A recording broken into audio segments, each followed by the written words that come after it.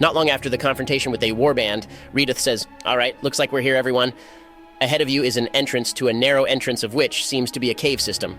I want to turn to Redith and say, all right, bub, you can get lost. You did your part of the job. I don't think we need more lecturing from the likes of you. Come on, Don, it's pretty fair criticism.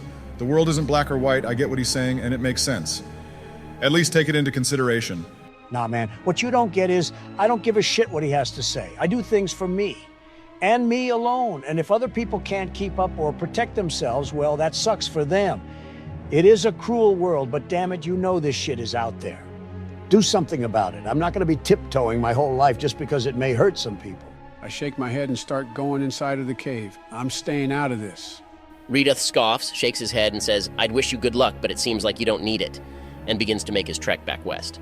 Man, screw that guy. I follow Joe and start heading inside. The entrance tunnel leads into a large cavern supported by a natural pillar of rock and containing 3 stalagmites. In the western part of the cave, behind the column of rock, are 3 bedrolls and a heap of ordinary supplies.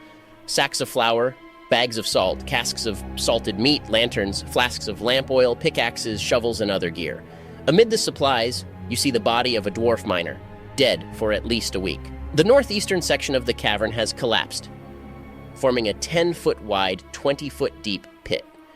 A sturdy hemp rope is tied off around a nearby stalagmite and dangles down the side of the pit, at the bottom of which is a rough-hewn tunnel heading northwest and east.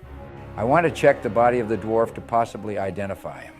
You look over the corpse and find on his person a small journal. You skim the pages and summarize, this is one of Gundren's brothers. More specifically, it is Tharden. The journal speaks of finding the entrance to Wave Echo Cave and the potential of finding the Forge of Spells. It would seem that Tharden had a run-in with someone hostile, and most likely the Black Spider.